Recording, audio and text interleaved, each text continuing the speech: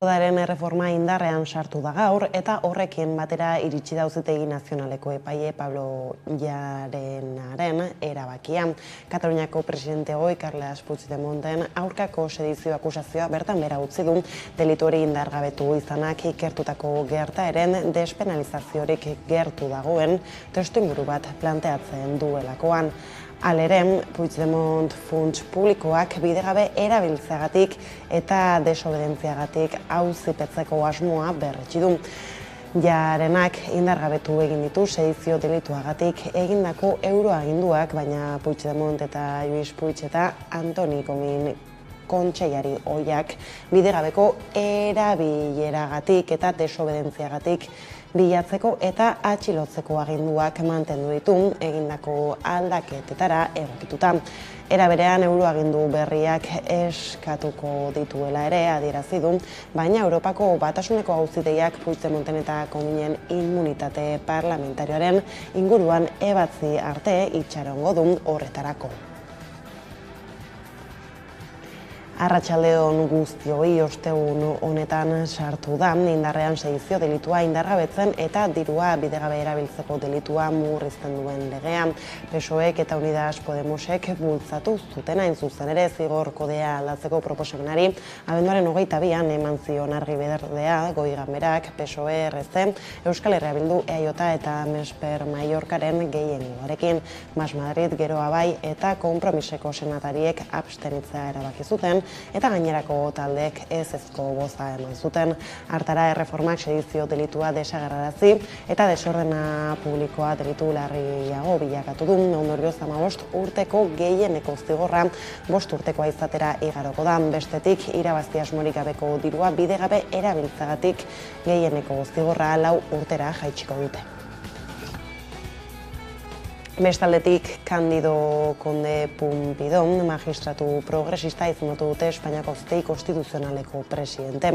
Beraz, abian da konstituzional berrituaren ibilbidea, bere ibilbideaz gainera besteak beste, Espainiako fiskalburua izan zen 2004 eta 2011 bitartean, José Luis Rodríguez Zapatero, Espainiako gobernuko presidente izan zen garaian, terrorismoaren aurkako borrokan oinarritutako fiskaltza bat sortu zuen eta 2002 urteko alderdi politikoen legea indarrean sartzea bultzatu zuen. Horren bitartez, legez kanpo utzi zituen ezker abertzaleko hainbat alderdi. 2011 urtean bestalde sortu legeztatzaren aurkako helegitea aurkeztu zuen.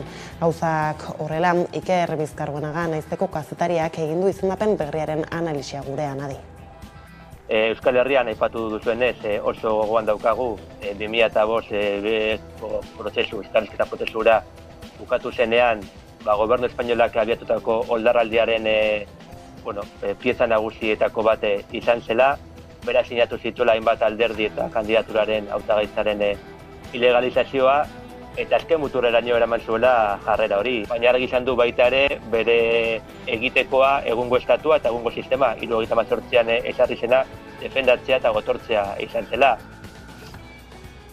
Bestaldetik, Auzitegi Nazionaleko epaile Manuel García Castellonek euroagindu eskaera bat egin dio Frantziari, Marisol Iparragirre auzipetzeko Miguel Ángel Blanco PPko zinegotzia zenaren hilketagatik. Iparragirre 2019an Espainiaratu zuten, baina orain arte uko egin dio kasu honetan epaiaren aurrean deklaratzeari, argudiatuta beste auzi batzuengatik leku aldatu zutela. Auzia epaitua dagoen arren, Blanco hil zuten garaian etaren zuzendari izan kokatzen dituztenek erantzunkizunik baduten ikertzen ari da García Castellón Iparragirrekin batera. Mikel Albizu eta Josetxo Arizguren ere ikertzen ari da epailea. Iparragirre eta Albizu deklaratzera ere deitu zituen iazko uztailean, baina biek uko egin zioten epaiaren aurrean hitz egitari. Iñaki Graziaren kasuan berriz delituak preskribatuta daudela adierazi zuen, naiz eta ura ere ustezko erantzulen artean aipatu. Blancoren hilketaren kasua ez da Auzitegi Nazionalak berriz ireki duen bakarra. Azken urtean etaren atentatu batzuen ikerketa berriro zabaltza erabaki du horien egiletza intelektuala eta garai horietan ustez etaren zuzendaritza osatzen zutenen erantzunkizuna argitzeko. Hala egin dute Gregorio Ordóñez PPko kide ez zirenen hilketarekin eta Santa Polan 2002an egindako atentatu batekin.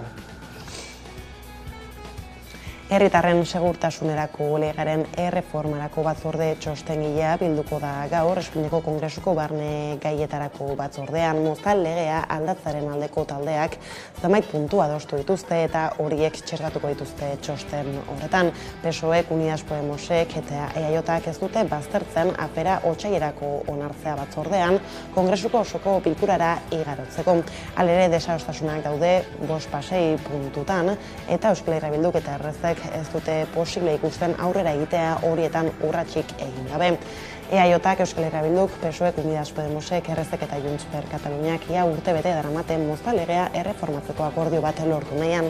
30 bilera baino gehiago egin dituzte eta abenduaren 21ean batzorde txostengilea berriz bildu ostean, urtarrilean bilkurak egiteko baimena eskatu zuten prozesua bizkortzeko. Halere, oraingoz ez dute testu osoa hartuko lukeen akordio bat isterik lortu. Euskal Herria Bilduren ustez hobekuntza batzuk jaso diren arren ez dira ukitu legearen artikulu kaltegarrienetako batzuk.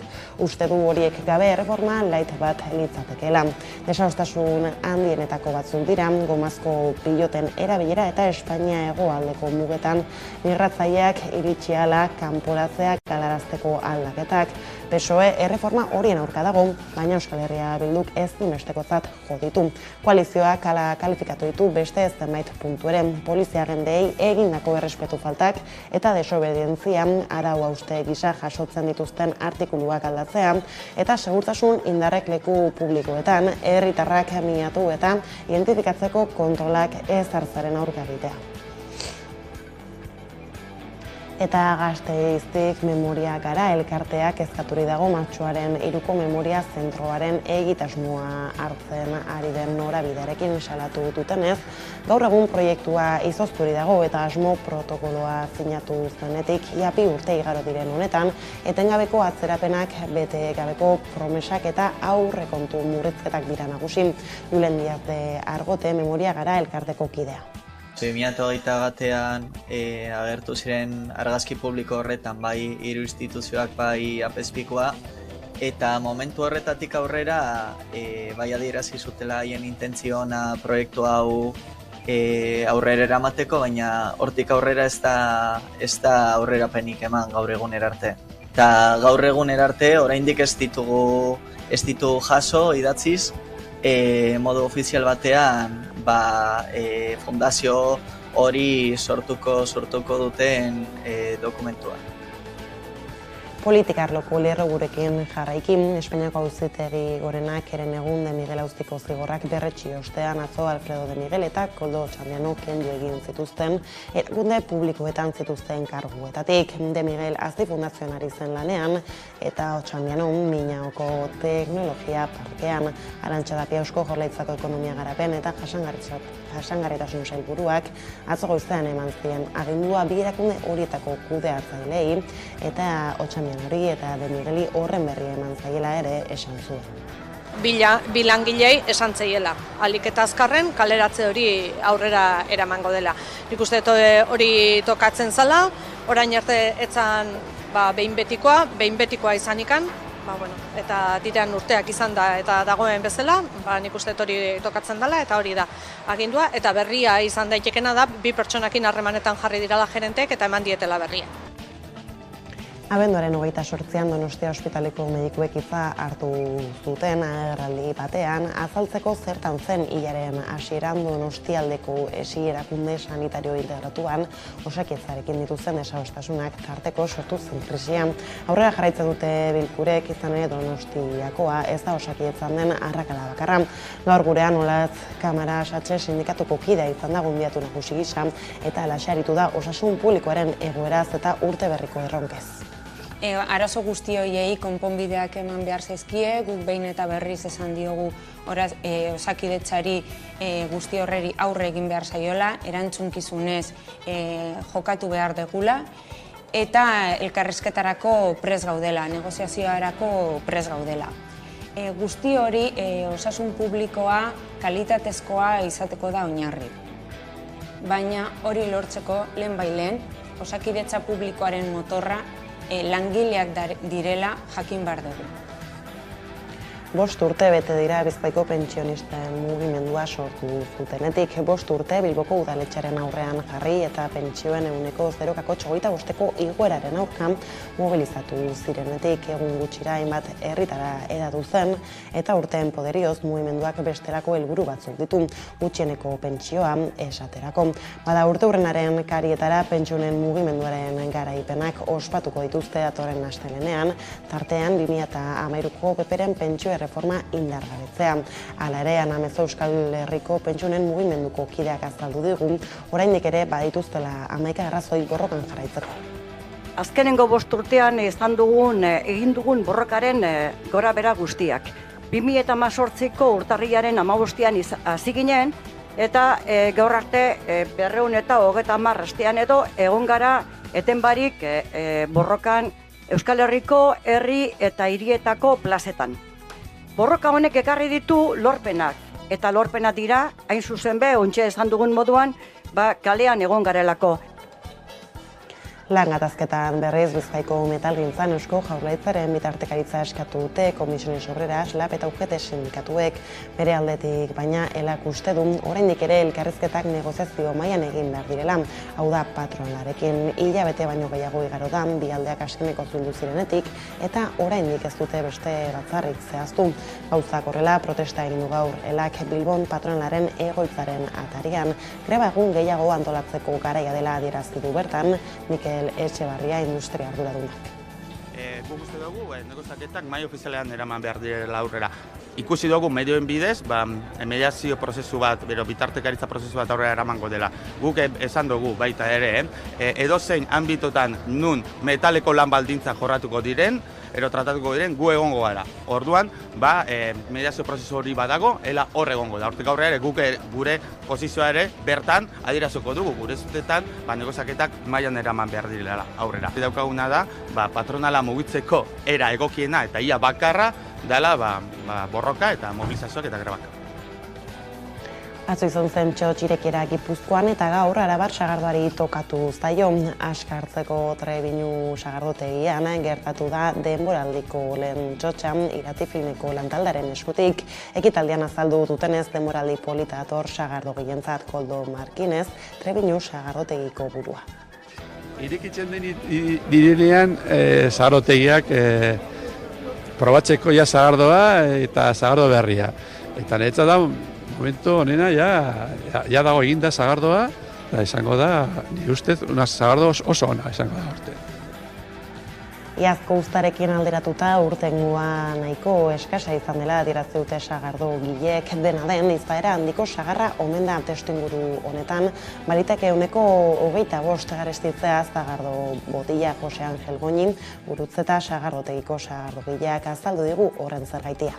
Azkeneko urtetan igoera handik izan ditugu, kosteak ere izugarri igo dira, batez ere botila, kartoia dela, etiketak, kapsulak, dana igo da, izugarri, eta hori kalkulatzen da, ehuneko 25ean igoko dela, eta gero ikusi behar, alerre nola hartzen duen jendeak eta konsumidoreak, eta, bueno, ikusi behar.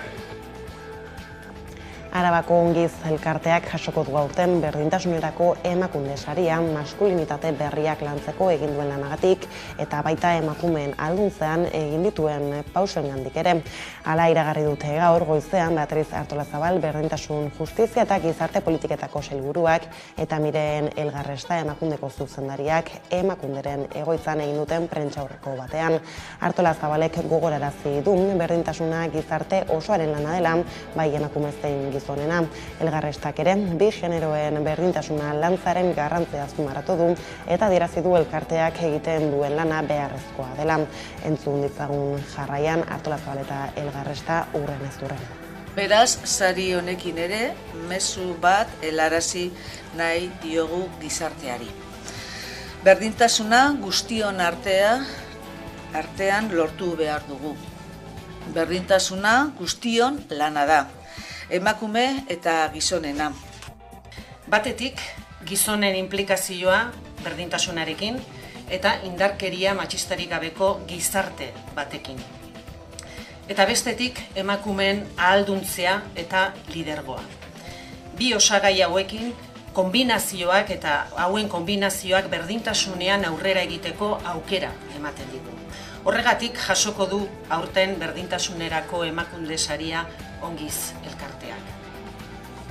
Irungo 5. berdintasun planaren 2 bertsio jaso dituzte emakundeen eta bakar bat hautatzeko eskatu dio erakundeak Irungo alkateari gutun baten bidez. Udaleko berdintasun ordezkari Miren Etxebestek eman zuen atzo berria. Adierazi zuen alkateak eskutitza jaso izana ezkutatzeko ahalegina egin duela, baina emakunderen bidez jakin dutela horren berri eta horregatik atera nahi izan dutela argitara. Etxebesteren arabera emakundek esan du izan bereko 2 agiri jaso dituela eta behin betikoa zein den jakin nahi duela. Plana aztertu eta horren gaineko txostena eman behar du erakundeak eta horregatik egin du galdera. Elkarrekin Podemosuk egu berrien aurretik eman zuen arazoaren berrin, abenduaren 15ean udaletxean bertan egindako agerraldi batean berdintasun ordezkariak salatu zuen Jose Antonio Santanun alkatea ahalegin duzela hiriko 5. berdintasun planetik alardaren gaia ezabatzen eta dokumentuaren 2 bertsio zeudela horregatik. Bestaldetik, erasotzaileei kontrol telematikoa areagotzeko agindu du Madrilek biktimen babesa hobetzeko neurri sorta bat onartu du Espainiako Barne Ministerioak. Erasotzaileen aurrekarien berri emateko formula egokia bilatu nahi du horrela. Ordea fiskaltzak babes neurri gehiago eskatzen ditu.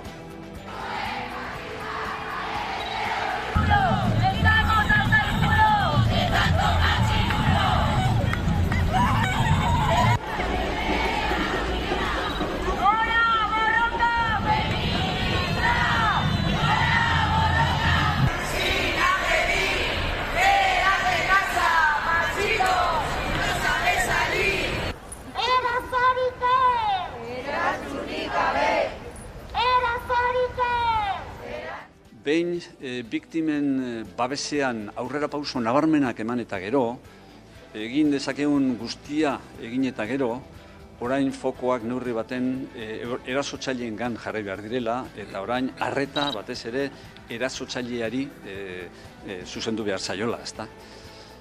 Orain zehaztu behar da hori nola gauzatu behar den, eta portaera horri edo joera horri babes juridiko argia eta irmoa eman behar zaio.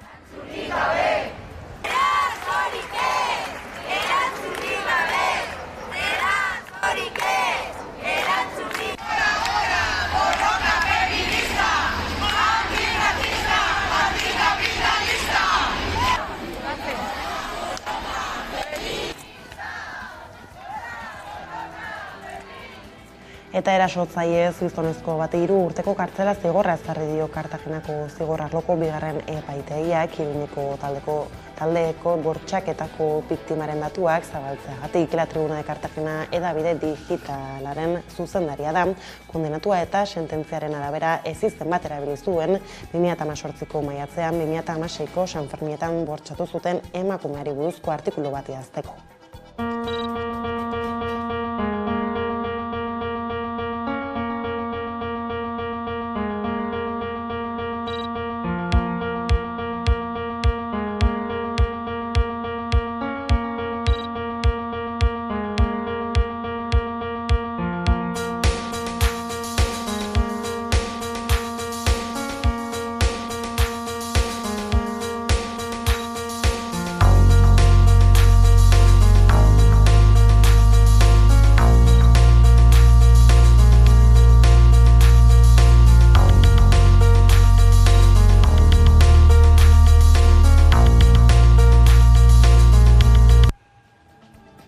Eta ekonomia arlotik aipatu dugu 5 urte bete dira Bizkaiko pentsionisten mugimendua sortu zutenetik. Urteurnaren karietara azaldu dutenez badute zer ospatu, nahiz eta borrokan segitzeko 11 arrazoi ere badituzten Aiara Durreta. Euskal Herriko pentsionen mugimenduak 5 urte beteko ditu urtarrilaren 15ean eta astelehenean urtemuga jai giroan ospatuko dute Euskal Herriko plazetan. Hala, borrokari esker lortutakoak ospatuko dituzte. 2018ko urtarrilaren 15ean hasi ginen eta gaur arte 230 astean edo egon gara eten barik borrokan Euskal Herriko herri eta hirietako plazetan. Borroka honek ekarri ditu lorpenak, eta lorpenak dira, hain zuzen be, ontxe esan dugun moduan, kalean egon garelako. Asko dira lortuakoak 2013ko PPren erreforma indargabetzea eta iraunkortasun faktorea indartzea besteak beste. Hala ere, milaka arrazoi dituztela borrokan jarraitzeko argi dute. Argi dagoena da, oraindik gure helburuetan badaudela beste batzuk eta ez ditugunak bete edo lortu. Baina mugimendu honek badu oraindik ere indar nahikorik jarraitzeko gure borrokan hurrengo urteatan ere. Hasiera-hasieratik pentsiodunen mugimenduaren aldarrikapen nagusia 1.080 euroko gutxieneko pentsioa izan da, eta horregatik berehala ezartzea exigitzen dute. Baita genero arrakalak gainditzea ere, baina horiek guztiak lortuko dituzten ziurtasuna dute. Urteurrenerako gainera Xabier Amorizak eta Modus Operandi taldeak sortutako pentsiodunak aurrera izeneko kanta eta argazkiz osatutako urtekaria argitatu dute. Bestaldetik langatazkei heldutan, protesta egin dute Bizkaiko metalgintzako langileek Bilbon, patronalaren atarian ELA sindikatuak deituta bertan izan da Aiara Durreta lankidea. Bizkaiko metalgintzaren gatazkan Eusko Jaurlaritzaren bitartekaritza eskatu du gehiengo sindikalak. Bien bitartean ELAk uste du oraindik ere negoziazioak negoziazio mailan egin behar direla, hau da patronalarekin. Ikusi dugu, mediazio prozesu bat irekitzekotan dela, guk ELAtik esaten dugu gure ustean negoziaketak mai negoziatzailean egon izan behar direla, baina hala ere gure prestatasuna aurkezten dugu prozesu horretan parte hartzeko. Hilabete baino gehiago igaro da bi aldeak bildu zirenetik eta oraindik ez dute batzarrik zehaztu. Hala, ELA sindikatuak deituta protesta egiteko asmoa zuten Bilbon patronaren egoitzen atarian. Hala baina salatu dutenez, ertzaintza alabe hartu die alde batean kokatzeko. Horrela sindikatuak ertzaintzaren jarrera salatu du. Konzentrazioa egina izan dugu patronalaren atzean, baina ikusten duzuen moduan ertzainak ez digu utzi gure eskubidea aurrera eramatzen, eta esaten digu FEBEM aurrean ezin garela konzentratu, inongo arrazoirik gabe hortu. Zeinek, beti, enpresen eta patronalaren alde egin duen tamalez. Edonola ere, sindikatuak adierazi duenez, greba egun gehiago antolatzeko garaia da. Bizkaiko metalean 11 greba egun egin eta gero, esan genuen jada abenduan ere, ordua dela berriro ere, sektora mobilizatzeko eta borrokara eta grebetara juteko. Eta Bizkaiko metalgintzaz eginiko 11 eguneko greba aldiagatik, beste langile batek deklaratu du gaur Barakaldoko epaitegietan, ertzaintzak salaketak jarri ondoren guztira 7 langile daude deklaratzera deituta. Asteartean lehen grebalariak eman zituen adierazpenak Bilboko epaitegian, eta hilaren 18an beste posten txanda izango da Durangon. Gauzak horrela auzipetuei babesa adierazteko protestak deitu ditu sektoreko gehiengo sindikalak. Gaitzetsi dutenez, salaketa horien helburua da grebak kriminalizatzea. Entzun jarraian Unai Orbegozo Komisiones Obrerasteko industria arloko prentsa arduraduna eta Iratxe Azkuelabeko industria arduraduna. Jazarpen bide hau ez dala egokia, klaratzea bertatutako langilea dela, grebalaria dela eta borrokalaria dela, baina ez dela inola ere gaizkilea, bai bere eskubideen defentsan eta baita Bizkaiko metalgintzako langile guztien eskubideen defentsan borrokatu duela. Salatu nahi duguna da, ertzaintza horrelako impunitatearekin aritzen bada Bizkaiko metaleko gatazketan eta beste gatazketan da atzean erabaki politiko bat dagoelako. Erabaki politiko horren helburua da edozein langile borroka kriminalizatzea, eta zentzu horretan PNV eta Enplegu Sailari eskatzen dioguna da bertan bera ustea dauden inputazio salaketa eta isun guztiak.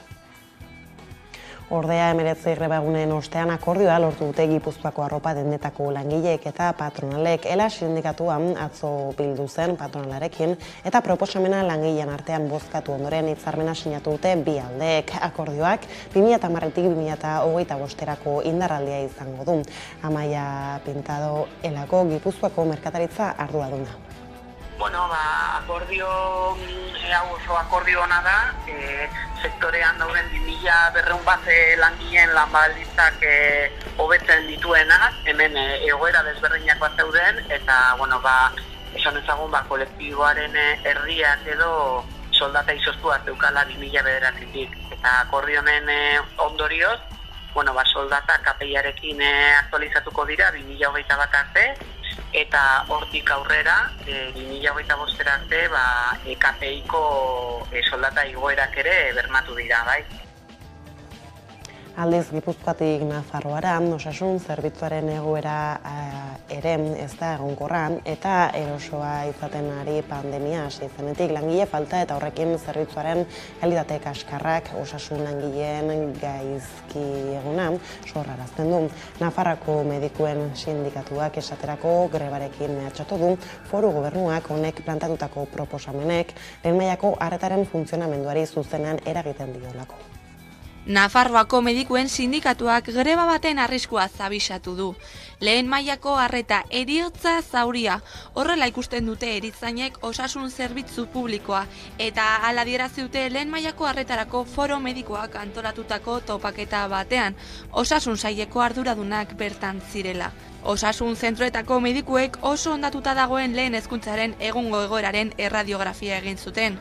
Kudeak eta autonomiarik gabeko osasun zentroak lan gainkarga handia, arreta oso burokratizatua eta irisgarritasun zailekoa, eta kasu askotan jarraikortasunik ez duten profesionalak. Egoera honen aurrean azken egunotan Nafarroako osasun sailak lehen mailako arretaren gainkarga murrizteko neurri sorta berri bat proposatu du, baina planteatutako neurriak nahikoak ez direla badirudi.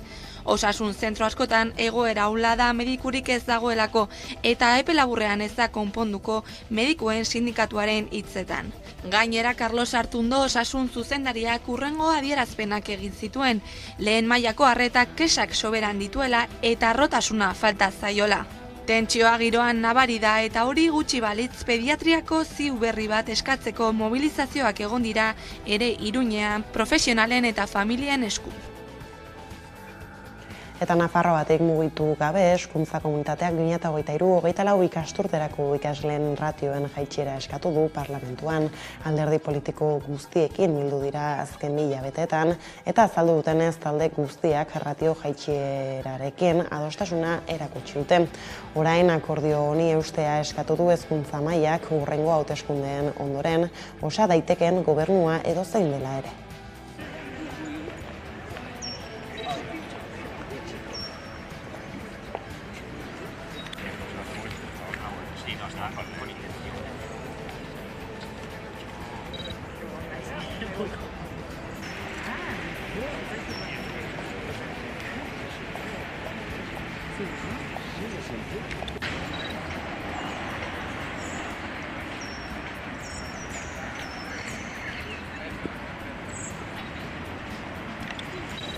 No se ve de ratio, no se ve. 23-24 ikasturterako ratioen jaitsiera aktibatzen ez bada, ez dugu baztertzen mobilizazioekin jarraitzea hori lortu arte.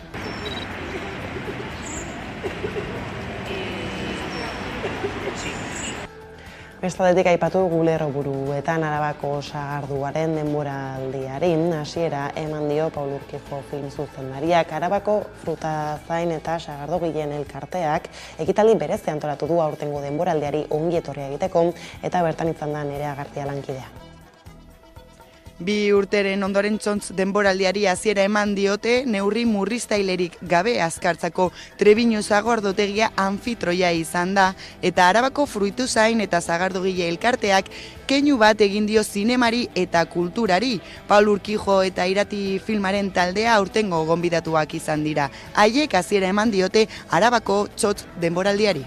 Polita da ikustea, jendea etortzea, jendea sartzea eta dastatzea, zure produktua zu egin duzu, egon zara lanean, lortzeko hori, eta, karo, dagoenean ja kupeletan, ez du jendeak dago gustora edaten. Osea, ez badago gustora edaten oso txarto, baina hori idea da, egiten duzu, jendea ondo pasatzeko, ondo edateko, ondo disfrutatzeko.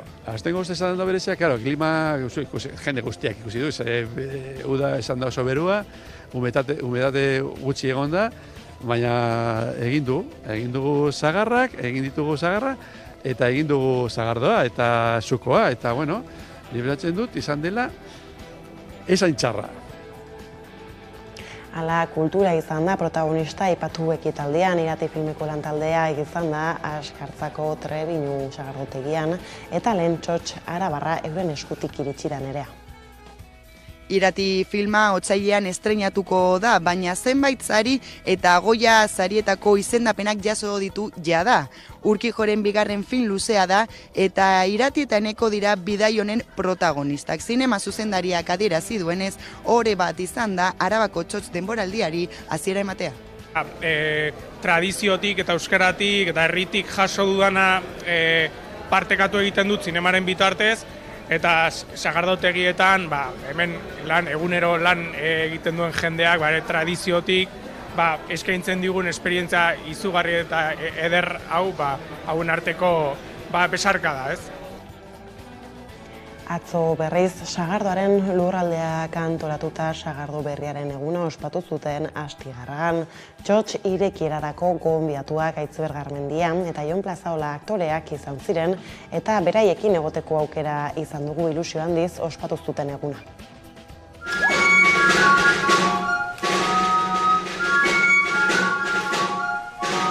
Dagoeneko ateak ireki dituzte Euskal Herriko sagardotegiek 2023ko denboraldi berriari hasiera eman diote. Gure sagardo berria!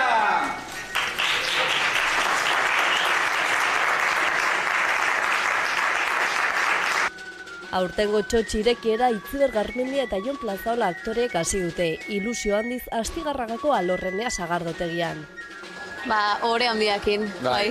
Ilusio eta poz handikin, da egia esan ona etortzeko kriston gogoa geneukan, eta dana oso ondo atea da, eta oso pozik gare. Bai, zoragarri izan da, izan da, inoiz bizidun gauzaik berezienetako bat, ez? Liturgia honen parte izatea polita izan da. Inoiz dantza egin aldizue. Ez bintzet, ez bitu, gaur lehenengoz. Aurreneko aldiz gaur, bai.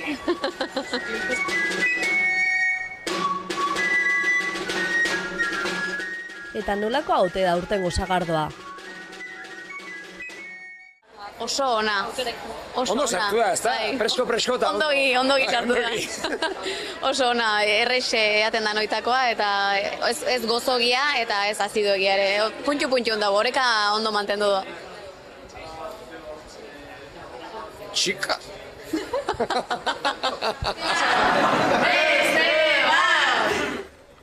Garmendia eta Plazaola bezalaxe beste asko ere animatu dira sagardo sasoi berrira. Lehen erreserbak egiten hasiak dira dagoeneko.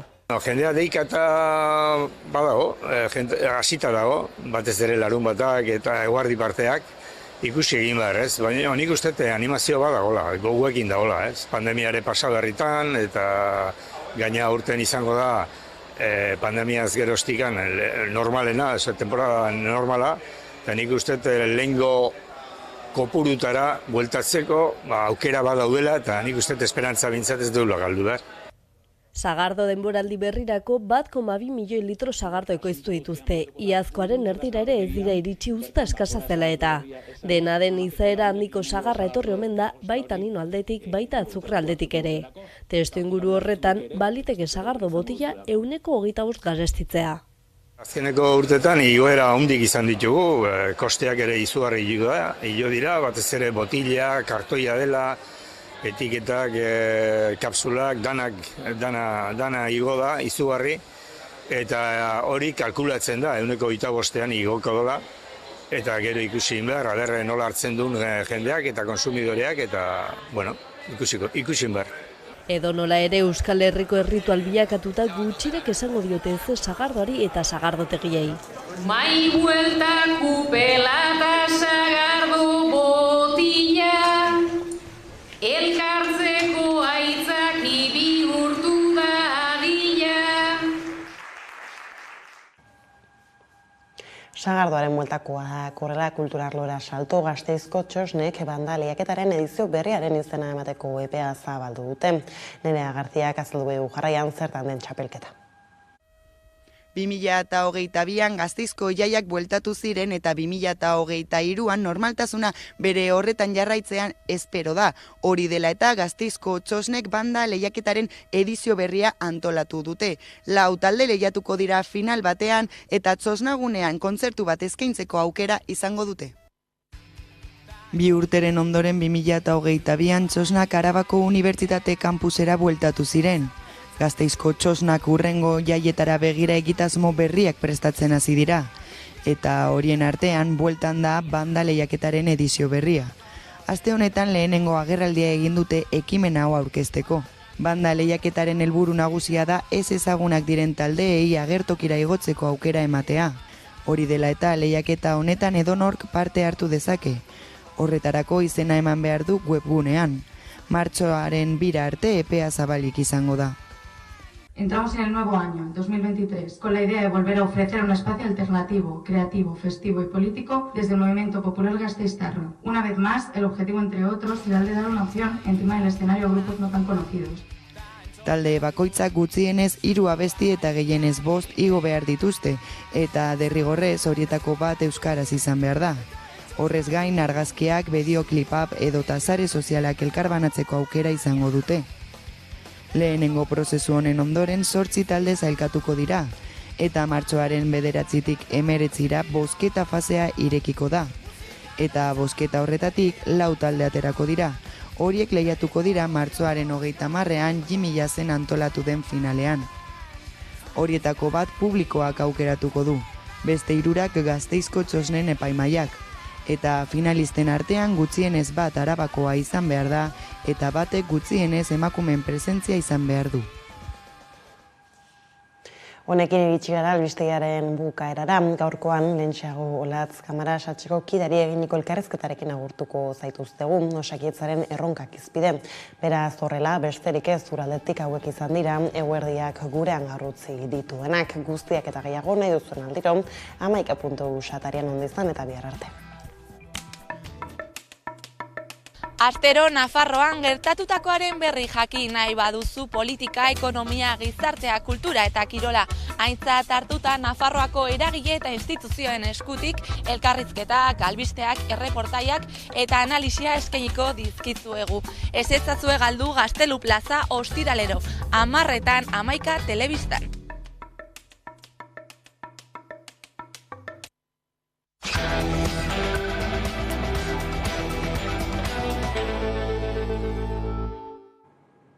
Eta egunero legez, eguneko elkarrizketari atea irekiko diogu, eta horretarako gaurkoan gurekin daukagu Olatz Kamara, Zatze sindikatuko kidea da bera, eguerdion ongi etorri. Eskerrik asko. Urte berria, zenolako erronkak ditu aurretik Osakidetzak? Baitu, entzun dugun bezala, lehendakariak esan ditu, 5 erronka garrantzitsu dauzkala oraingo urteari begira, eta erronka horietariko bat Osakidetza da. Berak esan duen bezala, Osakidetzan gaur egun zailtasunak eta arazoak daude, eta guzti horreri konponbideak eman behar zaizkio. Guztiz ados gaude, horrela dela, pandemia aurretik jabagan neuzkan hainbat arazo, eta pandemia dela eta arazoak oraindik gehiagotu egin dira. Arazo guzti horiei konponbideak eman behar zaizkie, guk behin eta berriz esan diogu Osakidetzari guzti horreri aurre egin behar zaiola, erantzunkizunez jokatu behar degula, eta elkarrizketarako prest gaudela, negoziazioarako prest gaudela. Guzti hori osasun publikoa kalitatezkoa izateko da oinarri. Baina hori lortzeko lehen Osakidetza publikoaren motorra langileak direla jakin behar dugu. Beraz, hortik hasi behar gara. Lehenengo eta behin, langileen lan baldintza duinak izan behar dira, beraiek ematen duten arreta kalitatezkoa izateko, eta hemen Osakidetzan daukagun osasun publikoa horrelako izateko, kalitatezkoa. Eta zuen eskakizun horiek plazaratzerako orduan ez mai sektorialean, negoziaketetan, zer gertatzen ari da, non dago muina? Bai, mai sektorialean dakizuen ez bezala, hilabeteak daramatzagu ja, urte guztia, arazoekin. Gu mai sektorialetara joaten gara, baina beraiek negoziazioari uko egiten diote. gai zerrenda bat aurkezten digute, baina gai zerrenda informatiboa da. Ez dago negoziatzeko borondaterik, eta guk aurkezten ditugun gai zerrendak deuseztu egiten dira. Bertaz, ez dago zer eginik. Zer egin behar izaten dugu, bertara joaten gara, ze borondatea daukagu negoziatzeko, baina derrigortu egiten gaituzte bertatik altzatzera eta joan egitera. Ezin dezakegu onartu jarrera inposatzaile hau. Negoziazioa lehen berreskuratu behar da, lehentasun bat da, premiazkoa da, eta gu horretan gaude. Espero dugu urte berri hau beste jarrera batekin egotea Osakidetza. Bai, behintzate aipatu duzu ere ez, Iñigo Urkullu lehendakariak urte hasieran esandako horiek, besteak beste Osakidetza indartzeko borondatea baduela, lehen arreta hobetzea lehenetsiko duela, besteak beste ez, zuen ustez eta egunerokoan ikusten duzunaren arabera, zein hori indartu beharko lirateke? Lehen arretak pandemia dela eta aurretiz ere bai, arazoak dauzka. Eta orain arazoak areagotu egin dira. Pandemia momentuan, hainbat zeregin alde batera utzi behar izan ditugu derrigorrez, pandemiari aurre egiteko. Zer gertatu da? Alde batera utzitako zeregin guzti horiek berreskuratu egin behar dira. Orain, itxaron zerrenda oso luzeak, handiak dira. Gaixo paziente kronikoen zainketak atzeratuta daude. Etxeko arreta ere bai egoera berdinean gaude, eta zainketa aringarrietan ere bai berdina gertatzen da. Orduan, beharrezkoa da, biztanlearen osasuna eta kalitatezkoa izateko, guzti hori berreskuratu eta aurrera egitea. Zer gertatzen ari da? Ez daukagula langile nahikorik. Eta hor dago arazo garrantzitsu bat. Orduan, Urkulluk esatea lehen arreta indartu egin behar dela? Guztiz ados gaude, baina esandakoa egin behar da. Geroxeago ere aipatuko dugu ez, zergaitik dagoen langile falta hori, baina aipatu duzu COVID-aren eraginez ondorio guzti hauek izan direla, ez, itxaron zerrenda oso luzak daudela, gaur bertan azaleratu da, ez bularreko minbizia detektatzeko probetan soilik 11 hilabeteko atzerapena badagoela Osakidetzan, eta badirudi gainera COVID olatu berri bat datorrela, edo COVID-a berriro ere gure bizitzetan txertatzen ari dela, oraindik ere joan ez zena ez, baina orain aldaera berri horrekin, aurre egiteko moduan gaude? Bai, egia da, esan beharra dago pandemian jarraitzen dugula, eta orain beste arazo bat aurkezten zaigula, 2 kasu aurkitu direla Euskal Herrian, kraken 2 kasu, eta hurrengo asteetan zer gertatzen denaren begiratzen ari gara. Ez dakigu beste kutsadura olatu bat gertatuko den edo ez, eta, klaro, hori gertatu ezean, zailtasunak ikusiko ditugu guzti horreri aurre egiteko. Egin behar duguna, berreskuratu behar dugunari aurre egiteko, eta olatu berri horreri aurre egiteko. Orain gainera, errefortzu dosi horiek ez, ematen ari dira, 4. dosia dagoeneko, hori ere antzematen ari zarete? Hori da, badakigu pandemiari eraginkorrena dela musukoa eta txertaketa ipintzea. Osakidetza biztanleriari dei egin dio 4. txertaketa egiteko, eta horrek lehen arretan behin eta berriz ere lan gainkargar handiagoa datorkio. Guzti hori kudeatu egin behar du. Zenolako bestelako lankargak izan dituzue azken urtean zehar, erizainek? Azken urtean zehar gertatzen dena da, lehen digia erizain gutxi zeudela, eta orain arazoa gehitu egin dela. Orduan, betiko lanez gain, askotan ere bai, zure lankide ezaren lan ere bai egin behar duzu. Dakizuenez, Europar Batasunean, 1000 biztanleko 8,8 erizain daude. Eta gaur egun Osakidetzan, 1000 biztanleko 4,8 erizain daude. Horrez gain, beste arazo bat ere bai badaukagu. Hemengo erizainak, osagileak, beste profesionalak ere bai, atzerrira joaten ari dira. Hemengo lan baldintzak direla eta. Eta orain dela urte batzuk, Espainiako beste probintzietako langileak ona etorri dira. Baina hemengo lan baldintzak direla eta beraien herrietara bueltatzen ari dira. Orduen, erizain kopurua gutxitu eginda eta lan gainkarga askoz handiagotu eginda. Beraz, zuen ustez zergaitik dago, behin eta berriro jaurlaritzatik esaten dutelako, mediku falta dagoela edo eta profesional falta dagoela, baina ez dute sakontzen zergaitian edo zuen ustez lan baldintzetan dago arrazoi nagusia? Hori arlo oso garrantzitsua da. Zuke lan baldintzak duinak badauzkazu, egoera honean lan egiten baduzu, erakargarriagoa izango da. Adibidez gaur egun, hainbat behin-behinekotasun langileek kontratu bat ematen zaie, gero bihar igual arratsaldeko txanda dauka, deitzen zaio telefonotik, mesedez ez etorri arratsaldez, etorri gauez, ematen dizut egun hau librea, baina etorri hau beste biak, denbora guztian daude aldaketak egiten. Ze pertsonaren batek bajartzen badu, edo zelan nork egiten du pertsona horren lana. Orduan denbora guztian zaude lankidei favoreak eskatzen eta zure kartelera, zure egunerokoa aldatzen. Eta ez hori bakarrik ez, aurrikuspenak ere ez dira oso onak, datozen 3 urteetan guztira 2300 medikuk eta erizainek hartu beharko dutelako erretiroa, ez? Zer dator? Hori da, hori arazo handia da. Aurreikusita zegoen. Guk behin eta berriz esan diogu bai Eusko Jaurlaritzari eta bai Unibertsitateako Ministerioari arazo hau gertatuko zela. Hau jakinean geunden, zuk badakizu zure langileak, Osakidetzako langileak, zelako adina daukaten, badakizu momentu bat iritsiko dela erretiroa hartuko dutela.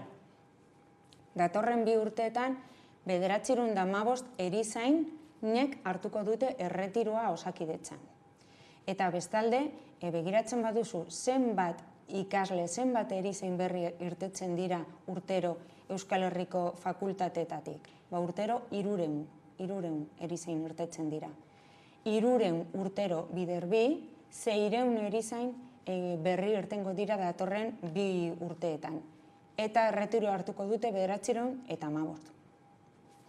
Hor, ez da, zenbakiak ez dute ematen, hori jakinean zegoen Osakidetza, eta guk behin eta berriz esan diogu. Gero ere badago lan eskaintza publikoa, ez? Dauden arazo edo erronka guztia hauei aurre egiteko modukoa izango da? Beitu, lan eskaintza publiko hau, egonkortze prozesua esaten zaionari, gu pozik gaude, hori horrela izan behar da, 2 urte generatzaman esaten hau gertatu beharko zela, eta Europar Batasunak Osakidetzari derrigortu egin dio hau eguneratzera. Zer gertatzen da? Osasun sailak esaten dau, lanpostu berriak sortu direla Osakidetzan. Hori ez da horrela. Berak daki eta guk ere bai badakigu. Ez dira lanpostu berriak. Lanpostu horiek, orain dela urteak eta urteak sortuta daude Osakidetzan. Baina ez eukaten kodigoa esaten duguna. Ez ziren benetazko Osakidetzaren plantillazkoak. Hor zeuden pertsonak, 3 hilabetero edo kontratuak luzatzen zitzaizkien eta horrela urteak eta urteak. Edo pertsona saldatzen zen, baina lanpostu existitzen zen. Orain, Europar Batasunak derrigortu egin dio, behin-behinekotasun kopuru handi hori egonkortzen. Eta egonkortasun hori izan beharko zen, jaitsi beharko zuen 8%. Ez dakigu hori lortuko den edo ez den lortuko. Ze badakizuenez, prozesu guzti honetan Osakidetzak ez digu gutxi parte hartzen. Ez digu usten negoziatzen, ez digu usten parte hartzen, orduen ez dakigu hori lortuko den. Guk harreman oso istua daukagu langileekin, errealitatearekin egunero gabiltza, ospitalean lan egiten dugu, beraiekin gaude egunero eta guk badakigu zelako langileak dauden, zenbat kopuru langilea daude, guk informazio handia daukagu, ze beraiekin harreman estua daukagu. Eta gu gara beraien ordezkariak. Osakidetzak egin beharko zegoena da, langileen ordezkariekin elkarrizketa egin, negoziatu, informazioa tartekatu eta negoziazioa berreskuratu. Lehen aipatu dugu erretiroarena, zer etorriko denez, eta alde batetik egongo litzateke Osakidetzak edo Osasun Sailak egin dezakeena, baina fakultateak ere aipatu dituzu, ez? Unibertsitatean ere plaza gehiago zabaldu beharko lirateke? Bai, hori da guk eskatzen duguna.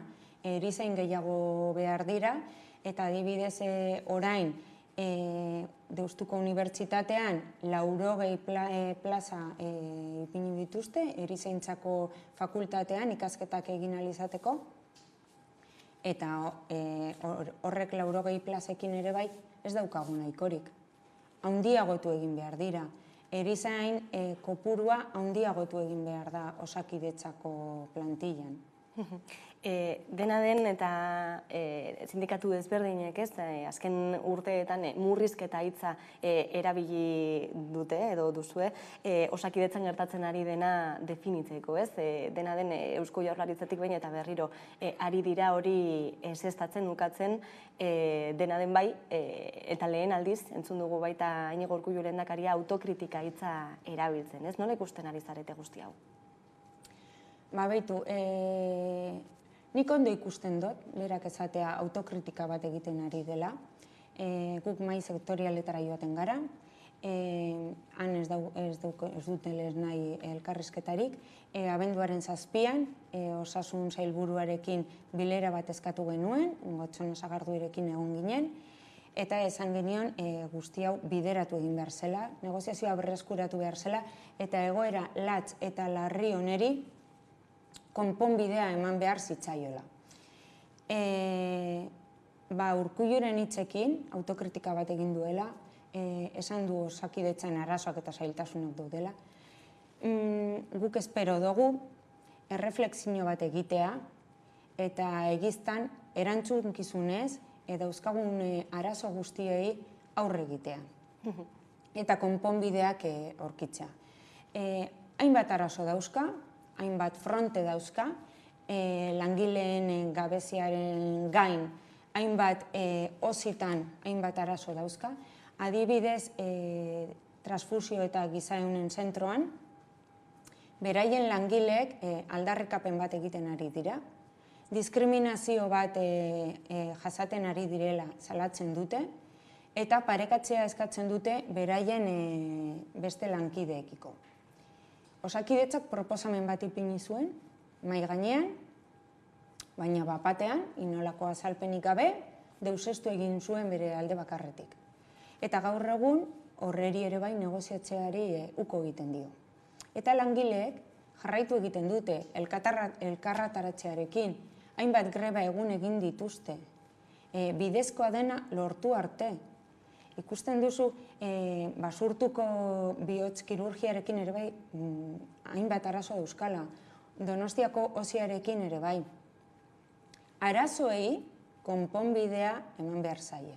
Gu hemen gaude negoziatzeko, negoziazioa berreskuratzeko, eta guzti horreri bereiekin aurre egiteko eta konponbideak aurkitzeko. Osasungintza publikoa ari garelako, noski horrek barne biltzen duela erizainak, medikuak eta bertan lan egiten dutenak, baina gizarte arazo bat dela, azken finean baita ere. Bai, noski baietz. Langilez gain, guztio gara biztanleria, guztio gara gizartea, eta gizartea oso azerre dago Osakidetzarekin. Beraiek adierazten dutena da, gaurko Osakidetza eta lehengo Osakidetza ez dela berdina, ez daukatela osasun arreta berdina, itxaron zerrendak handiak daude, arazo den bat edo gaixotasunen bat badaukate, alde batetik osasun zentroetara, bai proba bat egiteko edo espezializazioetako kontsultetara joateko, zailtasunak dituzte eta horrek zer egiten dau. Aseguro pribatuetara joatea. Guk hori ez dugu nahi. Guk osasun publiko kalitatezkoa nahi dugu. Eta horregaitik biztanleria azerre dago. Uste dau Osakidetza ez dela berdina eta gabezia asko daudela. Azkunde handia eman dela uste duzu edo ez dakit agian datuak dituzue osasungintza pribatura? Bai, nik uste dut asko onditu dela osasun pribatua, eta hor ere bai gertatzen dena diskriminazio bat gertatu daiteke gizarte guztien. Nor joan alden osasungintza pribatura eta norrez. Eta gu beti aldarrikatzen duguna da osasun publikoa.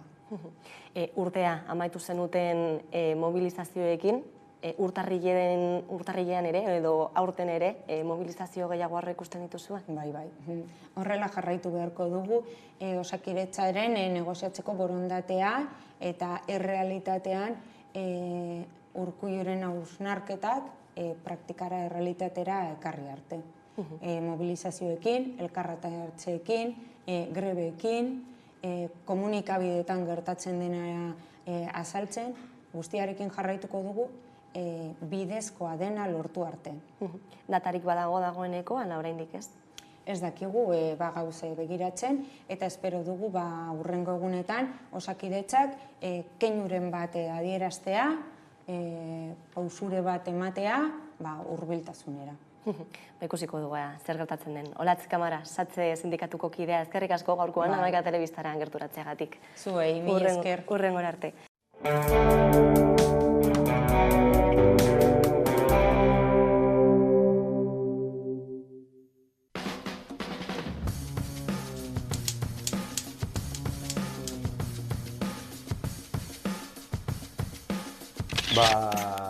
Hau garbi, Pantera.